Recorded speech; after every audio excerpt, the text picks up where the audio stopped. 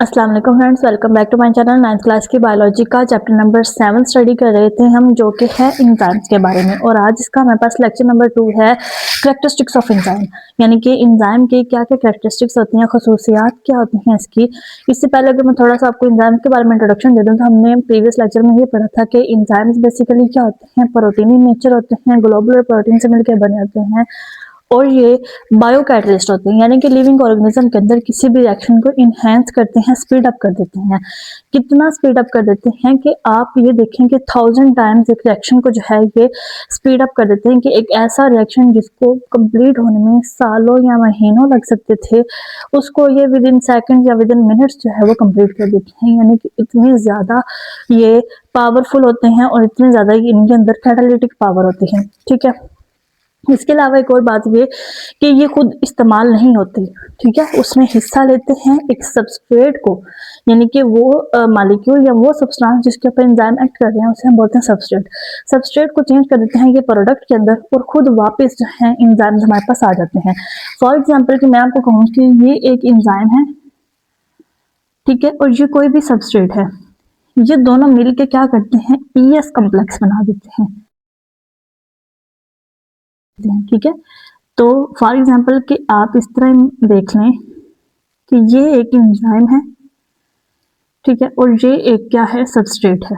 ठीक है, सबस्ट्रेट ऐसा मॉलिक्यूल जिसके ऊपर एंजाइम एक्ट करे उसे हम बोलते हैं सबस्ट्रेट। तो अब ये क्या होगा कि इस एंजाइम के अंदर वो आगे सबस्ट्रेट लग जाएगा। ठीक है, ये सबस्ट्रेट आया और एंजाइम ने इसको चेंज कर दिया टू प्रोडक्ट, यानी कि प्रोडक्ट इस तरह का बना दिया।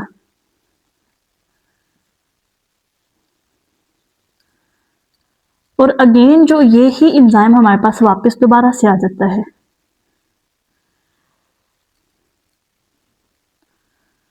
प्रोडक्ट प्लस एंजाइम हमारे पास क्या होता है, इंटैक्ट वापस दोबारा आ जाता है, ताकि दोबारा अगर कोई सबस्ट्रेट हमारे पास आए तो उसके ऊपर ये एंजाइम दोबारा क्या करे, एक्ट करे। तो ये बेसिकली इसका जो है मैकेनिज्म ऑफ एक्शन होता है। लेकिन इसको जो है हम इसके फर्दर डिटेल नेक्स्ट लेक्चर में देखेंगे। अभी हम देख लेते हैं कि इस एंजाइम के जो है वो कैरेक्टरिस्टिक्स क्या क्या है। सबसे पहले इसकी हम केमिकल नेचर की बात करें, अगर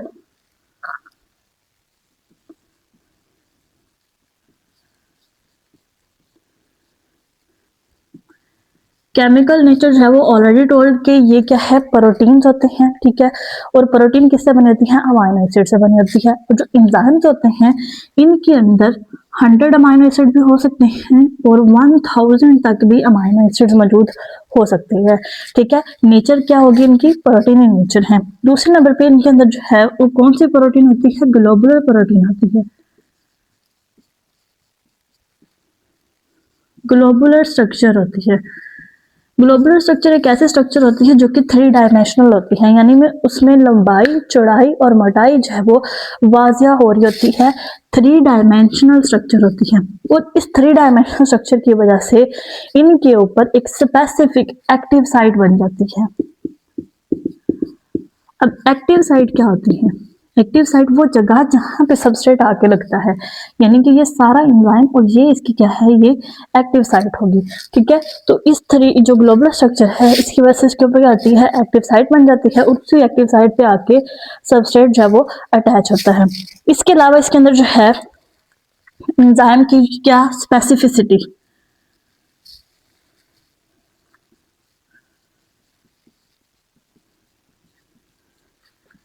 स्पेसिफिसिटी ऑफ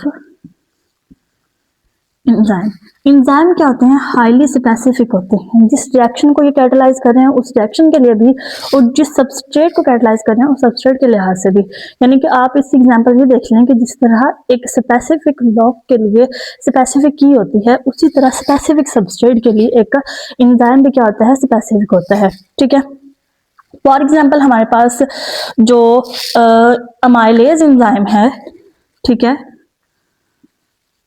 अमाइलेज एंजाइम क्या करता है, ये स्टार्च को कैटालाइज करता है। ठीक है, तो अब हम कहते हैं कि ये क्या हुआ, अमाइलेज एंजाइम स्टार्च के लिए स्पेसिफिक हुआ। तो अगर यहाँ पे कोई और सबस्ट्रेट मैं रख दूँ तो उसको अमाइलेज जो है वो कैटालाइज नहीं करेगा। ये जस्ट क्या है, स्पेसिफिक है। इसके अलावा हम कहते हैं कि इंट्रासेलुलर और एक्स्ट्रासेलुलर एंजाइम्स होते हैं। इंट्रासेलुलर भी होते हैं एंड एक्स्ट्रासेलुलर भी एंजाइम्स होते हैं। इंट्रासेलुलर का क्या मतलब है? इंट्रा मतलब इनसाइड द सेल और एक्स्ट्रा बोलते हैं आउटसाइड ऑफ द सेल। अब हमने जब सेल के बारे में स्टडी किया था तो उसके अंदर हमने डिफरेंट ऑर्गेनेल्स देखी थी और हमने उन ऑर्गेनेल्स में डिफरेंट कहा था रिएक्शन हो रहा है। फॉर एग्जांपल माइटोकॉन्ड्रिया के अंदर क्रेब्स साइकिल हो रहा है और जो लाइसोसोम है हमने कहा था कि वहां पे कैटालाइसिस हो रही है, ठीक है, ब्रेकडाउन हो रही है और वहां पे एंजाइम जो होता है लाइसोजाइम, हाइड्रोलिटिक एंजाइम। बेसिकली ये साइटोप्लाज्म में जितने भी रिएक्शन हो रहे हैं विद इन द सेल हो तो वो क्या होगा, इंट्रासेलुलर होगा, ठीक है। यानी कि एक सेल के अंदर जो भी रिएक्शन हो रहा है विद इन द सेल उसको हम क्या बोलेंगे, इंट्रासेलुलर एंजाइम। लेकिन एक ऐसा एंजाइम जो कि बन एक सेल में रहा है लेकिन जाके एक्ट वो कहीं और सेल से बाहर जाके एक्ट करे उसे हम क्या कहेंगे, वो क्या होगा, एक्स्ट्रा सेलुलर होगा। For example enzymes of digestion, digestive enzymes जितने भी हैं,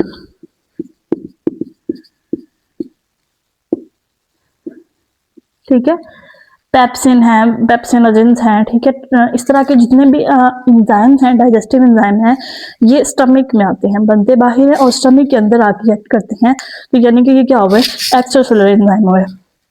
इसके अलावा हम देख लेते हैं cofactor of enzyme.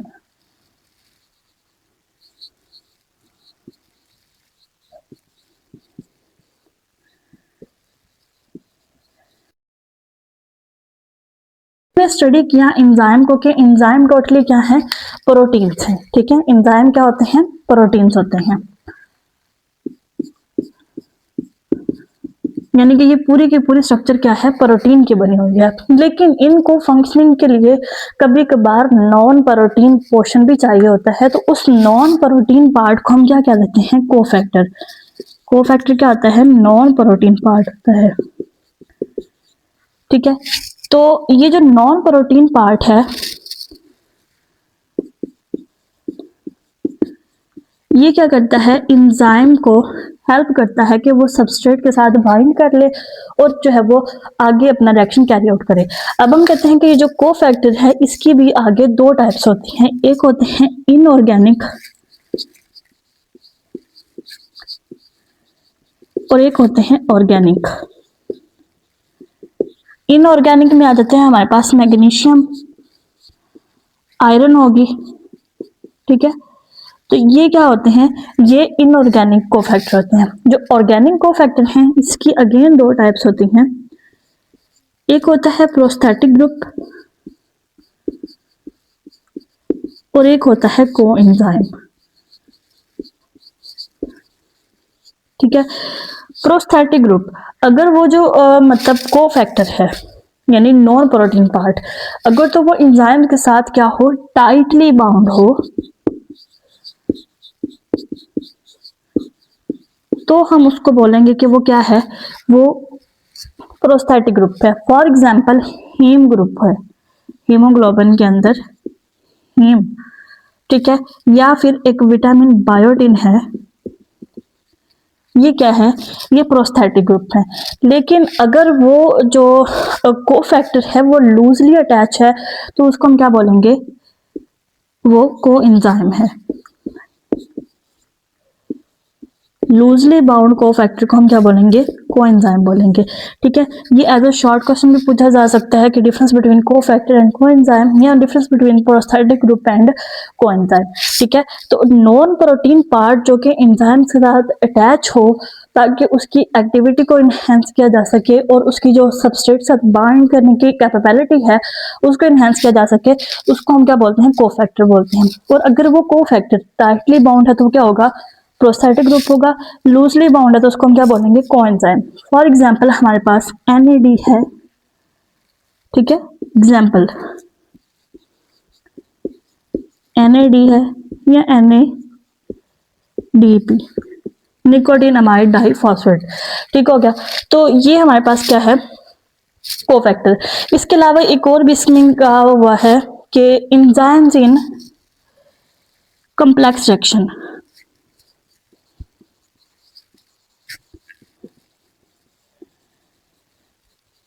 Complex metabolic reaction जो है हमारे पास, उसमें कौन से एंजाइम्स होते हैं। अब हमें पता है कि काफ़ी सारे रिएक्शन हमारी बॉडी में ऐसे हो रहे हैं जो कि सिंगल स्टेप में कंप्लीट नहीं होते, यानी कि जो सबस्ट्रेट आया वो डायरेक्ट प्रोडक्ट में चेंज हो जाए, ऐसा नहीं होता कि ये प्रोडक्ट आगे इसकी फर्दर प्रोसेसिंग होती रहती है। जैसे कि हमने क्रब साइकिल को स्टडी करेंगे, ठीक है, तो उसके अंदर जो है वो मल्टी स्टेप्स होते हैं, मल्टीपल स्टेप्स होते हैं। तो एक स्टेप से जो प्रोडक्ट बन रहा है वो नेक्स्ट स्टेप में एज अ सबस्ट्रेट एक्ट कर रहा है। तो उसमें क्या होगा कि एक एंजाइम सबस्ट्रेट को चेंज करेगा प्रोडक्ट में, और नेक्स्ट एंजाइम आएगा वो इस प्रोडक्ट को नेक्स्ट जो है वो प्रोडक्ट बना देगा।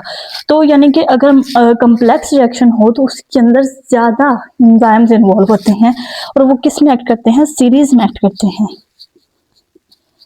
सीरीज में किस तरह कि एक एंजाइम ने सबस्ट्रेट को चेंज किया प्रोडक्ट में, और इस प्रोडक्ट पे जो है वो नेक्स्ट एंजाइम आएगा, उसको प्रोडक्ट बना देगा, फिर उस प्रोडक्ट पे जो है नेक्स्ट एंजाइम एक्ट करेगा। तो ये रिएक्शन कैरी आउट होता जाएगा अंटिल द हमारे पास एक फाइनल प्रोडक्ट हमें मिल जाएगा। ठीक है, तो ये था आज का हमारा लेक्चर जिसके अंदर हमने स्टडी किया कि एंजाइम्स क्या होते हैं, ठीक है, क्या क्या कैरेक्टरिस्टिक्स हैं। केमिकल नेचर में हमने बताया कि ये प्रोटीन्स होते हैं, उसकी ग्लोबुलर स्ट्रक्चर होती है 3 डायमेंशनल, जिससे जो है उसकी लंबाई चौड़ाई और मोटाई पता चल जाए, और उसकी वजह से उसके अंदर एक्टिव साइट बन जाती है। ठीक है, स्पेसिफिक होते हैं, इंट्रासेलुलर भी होते हैं, एक्स्ट्रा सेलुलर भी होते हैं। इसके अलावा हमने कहा कोफैक्टर कि जो नॉन प्रोटीन पार्ट अटैच हो जाए इस प्रोटीनियस एंजाइम के साथ, उसे हम बोलते हैं कोफैक्टर। 2 तरह के हैं, इनऑर्गेनिक एंड ऑर्गेनिक। इनऑर्गेनिक में मैग्नीशियम एंड आयरन आ जाती है, ऑर्गेनिक के अंदर आते हैं prosthetic group and coenzyme. Prosthetic group अगर तो कोफैक्टर, ठीक है, जो नॉन प्रोटीन पार्ट है वो क्या है, टाइटली बाउंड है, उसे हम बोलेंगे प्रोस्थेटिक ग्रुप। अगर वो लूजली बाउंड है तो उसे हम बोलेंगे कोएंजाइम। और अगर कम्प्लेक्स एक रिएक्शन हमारे पास हो रहा है जिसके अंदर मल्टीपल स्टेप्स हैं, तो उसके अंदर एंजाइम्स भी क्या होंगे, ज्यादा इन्वॉल्व होंगे। तो इसके बाद हम देख लेते हैं कि जो एंजाइम्स हैं इनकी इंडस्ट्रीज में क्या क्या यूजेस हैं। ये तो हमने सारे स्टडी किए जो हमारी बॉडी के अंदर हो रहे हैं, तो इसके अलावा हम देख लेते हैं कि इंडस्ट्रियल लेवल पे एंजाइम्स का क्या रोल है। अगर हम इसके यूजेस की बात करें इंडस्ट्रीज में, तो सबसे पहले हमारे पास आ जाती है फूड इंडस्ट्री। ठीक है,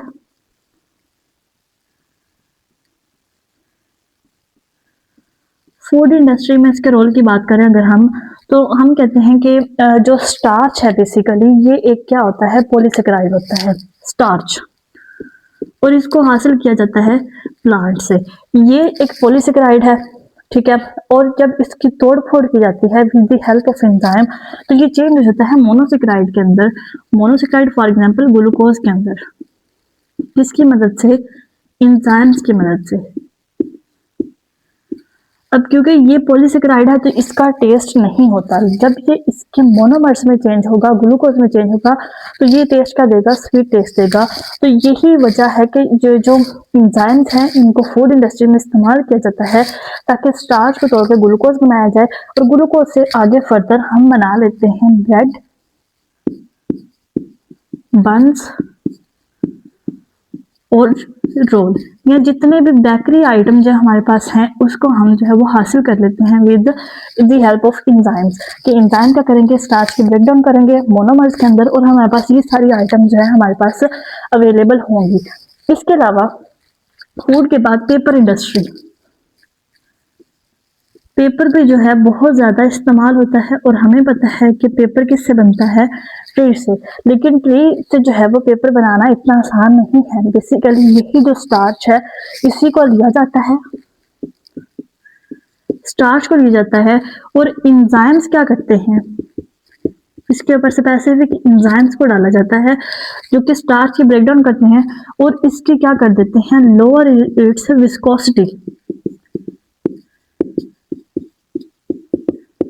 यानी इसकी जो विस्कोसिटी है उसको कम कर देते हैं, ये स्टार्च जो है बेसिकली पॉलीसेकेराइड है, तो ये बहुत ज़्यादा गाढ़ा होता है, इसको पतला किया जाता है, ठीक है, विस्कोसिटी इसकी कम की जाती है, तो फिर उस विस्कोसिटी कम होने के बाद जो है इजीली पेपर हम बना सकते हैं।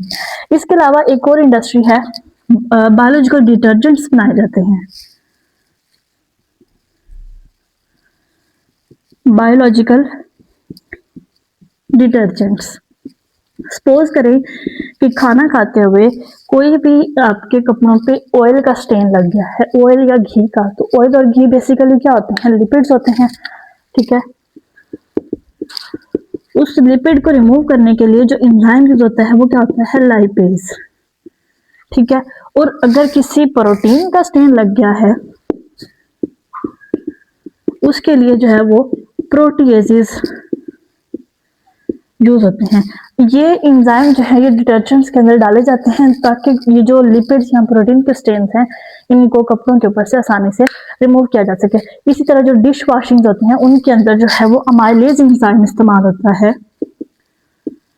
अमाइलेज इस्तेमाल होता है डिश वॉशर में,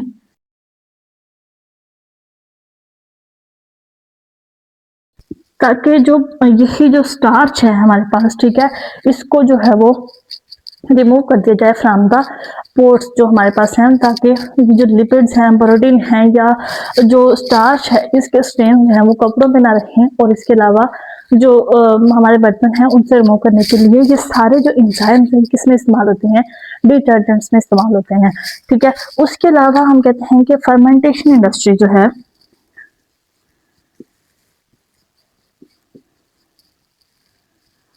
फर्मेंटेशन इंडस्ट्री जिसके अंदर जो है वो डिफरेंट किस्म की बीवर्स बनाई जाती हैं, ठीक है।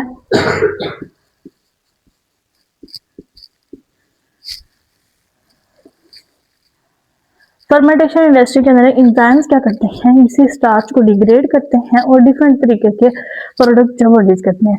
अब इन्हीं प्रोडक्ट को जो है वो इस्तेमाल कर लेते हैं माइक्रो ऑर्गेनिजम्स, ठीक है। स्टार्च को चेंज किया जाता है टू सिंपल शुगर। अब ये जो सिंपल शुगर है इसको इस्तेमाल करते हैं माइक्रो ऑर्गेनिज्म। माइक्रो ऑर्गेनिज्म आपकी बुक के अकॉर्डिंग यीस्ट, ठीक है।